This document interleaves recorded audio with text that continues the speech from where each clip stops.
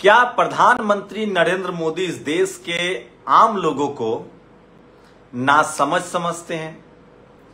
क्या वो टीवी अखबार के जरिए झूठ और अंधविश्वास फैलाते हैं? और क्या वो अपनी हर गलती को शब्दों से उत्सव में बदल देते हैं? प्रधानमंत्री नरेंद्र मोदी को टीवी की समझ है। राहुल गांधी ने कहा था कि प्रधानमंत्री नरेंद्र मोदी कुछ नहीं है, ये गुब्बारा है जिसको टीवी अखबार ने फुला रखा है और जिस दिन सुई लगेगी ये हवा पास हो जाएगा। सोचिए, आज 8 बजे से मैच था तो प्रधानमंत्री 5 बजे प्रकट हुए और कहा कि ये जीएसटी से आपको बचत मिलेगा। सवाल है कि ये जीएसटी लागू किसने किया था? मनमोहन सिंह ने लागू किया था, वाजपेयी ने लागू किया था, ये खुद प्रधानमंत्री नरेंद्र मोदी का फैसला था। तो बाकायदा उनको माफी मांगनी चाहिए थी कि हमने एक गलत जीएसटी लागू किया था और अब हम इसमें सुधार कर रहे हैं। लेकिन सोचिए, इतना बड़ा झांसा देने के लिए आपको आरएसएस या संघी होना पड़ेगा। आप एक फैसला करते हैं, उस फैसले से 8 साल लोगों को लूटते हैं। 11 लाख करोड़ 22 लाख करोड़ तक जीएसटी की वसूली हुई है। आप इस देश के एक एक लोग से पूछिए, जो माचिस खरीदने जाता था, जो कपड़ा खरीदने जाता था, जो जूता खरीदने जाता था, यहां तक कि mediclaim, medical insurance, life insurance, term plan, hospital में दवाई, सब पर जीएसटी वसूला गया आपसे। और आज प्रधानमंत्री आते हैं और कहते हैं कि हमने आपको त्योहार में उत्सव मनाने का मौका दे दिया है। तो क्या इस देश के लोग सचमुच इतने नासमझ हैं? नहीं। दरअसल इस देश के लोगों को बरगलाया जा रहा है। और बरगला कौन रहा है? टीवी और अखबार। सोचिए, इस देश के टीवी वालों ने नोटबंदी को मास्टर स्ट्रोक कहा था। आम लोग लाइन में लग के मर गए। न जाने कितने लोगों की बेटियों की शादी टूट गई, न जाने कितने लोगों के घर बनाने के सपने टूट गए और वो नोटबंदी में लाइन लग लग कर मर गए। फायदा क्या हुआ? 2000 का नोट आया जिसको इसी सरकार ने उस फैसले को वापस लिया। फायदा क्या हुआ? आतंकवाद खत्म हो जाएगा। पहलगाम और पुलवामा हुआ। फायदा क्या हुआ? काला धन खत्म हो जाएगा। स्विस बैंक में और काला धन बढ़ गया। उसके बाद इस देश में कोरोना आया। मोदी जी ने कहा कि ताली थाली बजाओ, लाखों लोग मर गए। इसी देश में सोचिए, मोदी जी ने सफाई अभियान की बात कही, स्वच्छता दिवस, 100 स्मार्ट सिटी, उनके सांसद गांव को गोद लेते थे। क्या ऐसा बदला है वो बताइए। हाँ, देश हमारे साथ नहीं है। अमेरिका हम पर टैरिफ लगा रहा है।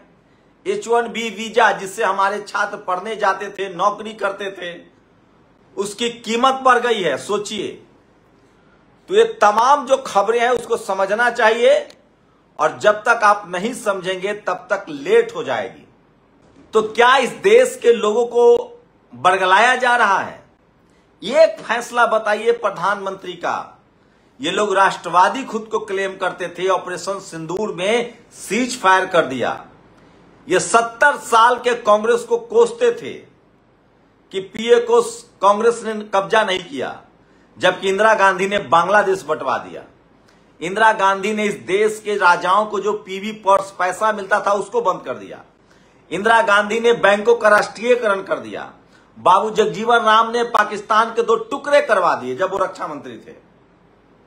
दलित, पिछड़े, किसान, आदिवासी को सरकारी नौकरियां मिलती थी। रेलवे, एसएससी, सरकारी कॉलेज, यूनिवर्सिटी में पढ़ाई संस्था था। इंजीनियरिंग, मेडिकल कॉलेज की पढ़ाई संस्था थी। आज क्या हुआ? जन लोकपाल बिल बना, भ्रष्टाचार खत्म हो गया। हां, उस पर कार्रवाई खत्म हो गई। इस सरकार के आने के बाद, मोदी जी की सरकार आई है, तब से पहले सरकारें भ्रष्टाचार करती थी, मंत्री भ्रष्टाचार करता था। इस सरकार में विपक्ष भ्रष्टाचार करता है, विपक्ष के नेता को जेल भेज दिया जाता है, पत्रकारों पर एफआईआर होता है। आप सोचिए, उसके बाद भी नरेंद्र मोदी से कोई पत्रकार सवाल ही नहीं पूछेगा, क्योंकि जो आरएसएस की जाति है, जो इस सरकार की जाति है, वही पत्रकारों की जाति है। Media, judiciary, college, university, bureaucracy, business, कहीं से कोई आवाज नहीं आएगी, क्योंकि जो आरएसएस की जाति है वो जातिवादी और मनुवादियों की जाति है। और जो तमाम सत्ता के केंद्र में बैठे हुए हैं, चपरासी से लेकर चीफ जस्टिस तक, उन सब की भाषा एक है, जाति की वजह से। और इसी बीच कोई इक्का दुक्का आता है, कोई लवासा चुनाव आयोग में आ जाता है तो उसे भागना पड़ता है। कोई चीफ जस्टिस ऑफ इंडिया इक्का दुक्का ऐसा आ जाता है तो उसके साथ गाली गलौज होती है। कोई सीबीआई का डायरेक्टर इक्का दुक्का आ जाता है, श्रीवास्तव जैसा, तो उसके यहां रेड पड़ता है। तो क्या प्रधानमंत्री नरेंद्र मोदी डर से और मीडिया के दम पर सरकार चला रहे हैं? कोई बताएगा कि ये जीएसटी प्रधानमंत्री ने ही तो जारी किया था ना, इसी सरकार ने लाया था, इसी सरकार ने वापस लिया। तो क्या 8 साल जो अवैध वसूली हुई, जीएसटी के नाम पर गलत वसूली हुई, वो लौटाया जाएगा? हां, एक काम हुआ है। 70 साल में जो कांग्रेस ने किया था वो प्रधानमंत्री ने 10 साल में कर लिया। हर जिले में पार्टी का जमीन खरीदकर दफ्तर बना लिया, देश का सबसे बड़ा बीजेपी का दफ्तर बना लिया। अमित शाह के बेटे हो चाहे गडकरी के बेटे हो, जो तमाम बीजेपी के नेता मंत्री माला माल हो गए।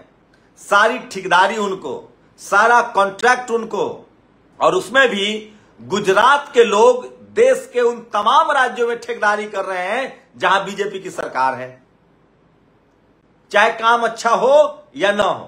यह सब हुआ है। और इस पर जब आप सवाल उठाएंगे तो आप पर एफआईआर कर दिया जाएगा। क्या इतनी भी समझ नहीं है हम लोगों को कि जीएसटी आप लाए थे, जीएसटी आपने वापस लिया, इसमें उत्सव मनाने वाली बात को है? प्रधानमंत्री को कहना चाहिए कि मुझसे गलती हुई, मैं माफी मांगता हूं, मैं आपके पैसे लौटा दूंगा। अरे आपने तो वादा किया था कि जो ब्लैक मनी आएगा उसका 15-15 लाख देंगे। क्या हुआ? आज वो कह रहे थे कि 25 करोड़ लोग गरीबी रेखा से निकले हैं। तो ये 80 करोड़ लोग कौन है जो 5 किलो राशन ले रहे हैं? वो 40 करोड़ लोग कौन है जिनके पास ना घर है और ना कोई नौकरी है, ना जमीन है? मैं फिर कह रहा हूं, ये सरकार मीडिया के दम पर चल रही है और टीवी अखबार के पत्रकारों ने अपनी ईमानदारी नहीं बेचा है। बीके नहीं है। वो जो टीवी अखबार की जाति है वही जाति आरएसएस की है। इस देश के चपरासी से लेकर चीफ जस्टिस तक जो जातिवादी मनुवादी सोच के लोग बैठे हैं वो आरएसएस को सूट करता है, और इसलिए इस सरकार से कोई सवाल नहीं पूछता है। अगर आज मुलायम सिंह यादव, मायावती जी, लालू यादव या अखिलेश यादव, तेजस्वी यादव, हेमंत सोरेन, स्टालिन, कोई दलित पिछड़े लीडरशिप की पार्टी प्रधानमंत्री होता और अगर वो जीएसटी लागू करता और ऐसे वापस लेता तो ये मीडिया धज्जियां उड़ा देती, इस्तीफा देना पड़ता। तो ये सरकार सिर्फ टीवी अखबार के दम पर चल रहा है। और अब तो मुख्यमंत्री कह रही है दिल्ली की कि कांग्रेस ने भी ईवीएम से चोरी किया था, फर्जीवाड़ा करके चुनाव जीती थी, हमने भी जीत लिया। और सोचिए इस देश के किसान नेताओं को क्या हो गया है। मराठा समाज, शिवाजी महाराज, साहू जी महाराज, आरक्षण के जनक थे साहू जी महाराज। शिवाजी महाराज भाईचारा के प्रतीक थे, किसानों के प्रतिपालक थे। और शरद पवार जी की बेटी सुप्रिया सुले कह रही कि आर्थिक आधार पर आरक्षण हो। या तो ये नासमझ है या ये टीवी के दबाव में है। एक सवर्ण एंकर, एक ब्राह्मण समाज की पत्रकार एंकर होती है और स्टूडियो में एक ही जाति के लोग बैठे होते हैं और उनसे पूछा जाता है कि आरक्षण कैसे होना चाहिए, आर्थिक आधार पे या पिछड़ापन के आधार पे, छुआछूत के आधार पे? सब कहता है हाथ उठा के आर्थिक आधार पे, और सुप्रिया सुले हाँ में हाँ मिलाती हैं। अगर शरद पवार होते तो यह बात नहीं बोलते। साहू जी महाराज ने आरक्षण का कंसेप्ट दिया है। साहू जी महाराज ने जातिवाद के खिलाफ जनगणना करवाया था अपने राज्य में, कोल्हापुर में। आप सोचिए, तो ये लोग पढ़ लिख नहीं रहे हैं। हमारा यही दिक्कत है। मराठा समाज आरक्षण मांग रहा है, वो आर्थिक आधार पर आरक्षण मांग रहा है। मराठा समाज भी सामाजिक रूप से और शैक्षिक रूप से पिछड़ा हुआ है, उनको भी आरक्षण मिलना चाहिए। लेकिन सुप्रिया सुले जी को कौन पढ़ाए कि ये टीवी अखबार आपके समाज के भी खिलाफ है। इस देश में जाट समाज हो, गुर्जर समाज हो या मराठा समाज हो, इन सबको रिजर्वेशन मिलना चाहिए। आप बताइए, जाट समाज जो जनरल कैटेगरी में आते हैं, मराठा समाज जनरल कैटेगरी में आते हैं, क्या ये ईबीएस का फायदा ले रहे हैं जो 10% रिजर्वेशन है? कौन ईबीएस का फायदा उठा रहा है? इनको इकोनॉमिक वीकर सेक्शन का जो असंवैधानिक आरक्षण है उसमें अपनी हिस्सेदारी मांगनी चाहिए थी। और साथ ही ये भी इस जाट समाज में, पटेल समाज में, मराठा समाज में भी शैक्षणिक पिछड़ापन है गुजरात में, हरियाणा में। और ये लोग समय समय पर रिजर्वेशन मांगते रहे हैं लेकिन नहीं मिला इनको। लेकिन जो इस देश में एससी, एसटी, ओबीसी को आरक्षण मिला हुआ है, जिसमें 90% आबादी है, इसके पढ़े लिखे लोगों को अब बोलना पड़ेगा। मराठा समाज खुद आरक्षण मांग रहा है। जो इकोनॉमिक वीकर सेक्शन का 10% रिजर्वेशन है उसमें से इनको मिलना चाहिए, तो नहीं मिल रहा है। झारखंड में ओबीसी समाज में आता है कुर्मी समाज, वो ट्राइबल की मांग कर रहे हैं, अच्छी बात है। तो ट्राइबल में रिजर्वेशन बढ़ाने की भी तो मांग कीजिए। या ओबीसी रिजर्वेशन 27% है, वहां झारखंड में 27% रिजर्वेशन की भी तो मांग कीजिए। ये बीच बीच में जो संघी लोग हैं वो लोगों को फिर से जातियों में बांट रहे हैं। कहीं मराठा भर से ओबीसी कराने की कोशिश है, कहीं एससी भर से ओबीसी कराने की कोशिश है, एसटी भर से। मैं फिर कह रहा हूं, इस देश में जाति जनगणना हो और सबको उसके आधार के, जनसंख्या के आधार पर रिजर्वेशन दे दिया जाए। जिस समाज का जितना रिजर्व संख्या है उसको उतना रिजर्वेशन दिया जाए। तो ये बड़ी खबरें हैं। और सोचिए, प्रधानमंत्री किस तरह से इस देश के आम लोगों को बरगला रहे हैं। जीएसटी लगाया आपने, जीएसटी खत्म किया आपने, इस पर आपको शर्मिंदा होना चाहिए था, माफी मांगनी चाहिए थी। सोशल मीडिया पर कुछ सवाल पूछे जा रहे हैं, टीवी अखबार तो नहीं पूछेगा लेकिन सोशल मीडिया पूछ रहा है। अगर कल से जीएसटी बचत महोत्सव है तो 2016 से 17 से 25 तक क्या चल रहा था? 2016, 17 से 25 सोचिए। ये तमाम बड़ी खबरें अखिलेश यादव ने कहा है। चलो आखिर मान लिया, कोई और सबूत चाहिए, अब देखना है खुद हटेगी या हटाई जाएंगी।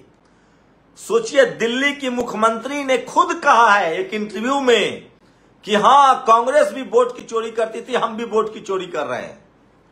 सोचिए। और ये जातिवादी मनुवादी जो भारत के चीफ जस्टिस ऑफ इंडिया हैं, जो एससी समाज से आते हैं, उनके जूते का टैग देख रहा है, प्राइस, कि 77,000 का जूता पहनते हैं। अरे उनकी 3 लाख रुपए सैलरी है, तो क्या वो 70,000 का जूता नहीं पहन सकते हैं? दलित, पिछड़े, किसान, आदिवासी, अल्पसंख्यकों की लड़ाई क्या है? रिप्रेजेंटेशन की, भागीदारी की और सम्मान से जीने की।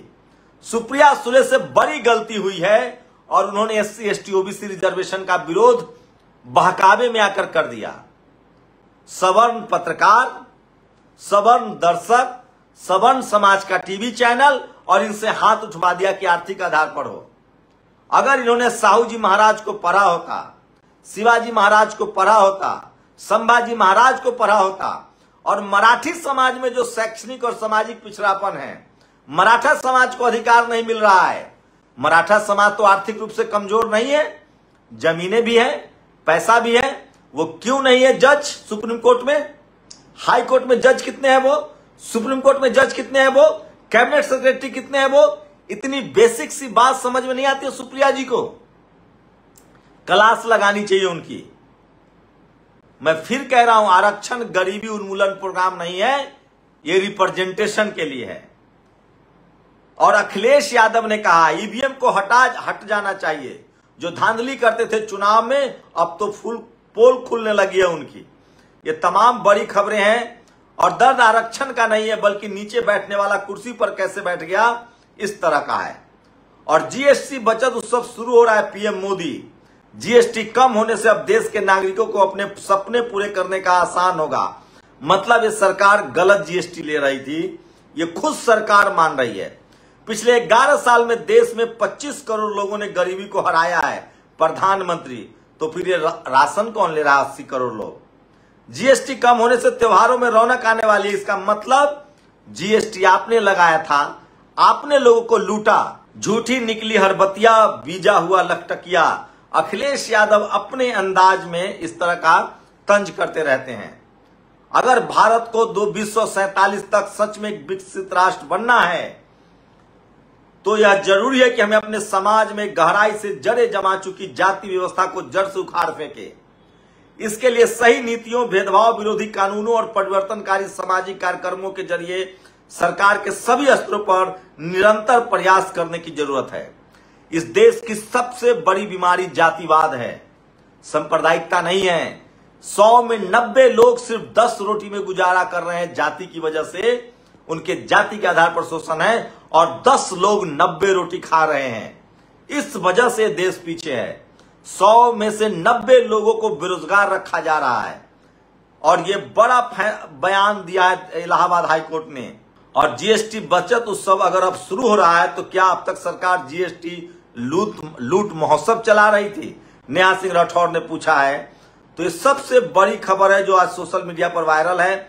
आप लोग बताइए कि क्या प्रधानमंत्री जनता को भोला समझते हैं, ना समझते और बरगला रहे हैं? और आखिर ये टीवी वाले कब तक सरकार के साथ बने रहेंगे? टीवी, अखबार और पत्रकार कब सरकार से सवाल पूछेगा? ये टीवी अखबार देश के साथ है या सरकार के साथ है? ये सबसे बड़ा सवाल है। आप लोग अपनी प्रतिक्रिया जरूर दीजिए और अगर मेरी राय से आप सहमत हैं तो कमेंट कीजिए, शेयर कीजिए और अपनी प्रतिक्रिया भी जरूर दीजिए। आपका बहुत बहुत स्वागत है। और इसलिए मैं कह रहा हूं, मैं पहले कहता था सोशल मीडिया ही बहुजन मीडिया है, लेकिन सच्चाई है कि बहुजन मीडिया ही सच्चा मीडिया है। शुक्रिया। दस्तक की आपसे गुजारिश है कि अगर इसको बचाना चाहते हैं तो नेशनल दस्तक को सब्सक्राइब करने के लिए रेड कलर के सब्सक्राइब बटन को दबाएं, फिर बेल आइकन की घंटी दबाएं। नेशनल दस्तक को बचाने के लिए बहुत जरूरी है कि हर खबर को शेयर करें, लाइक करें, कमेंट जरूर करें।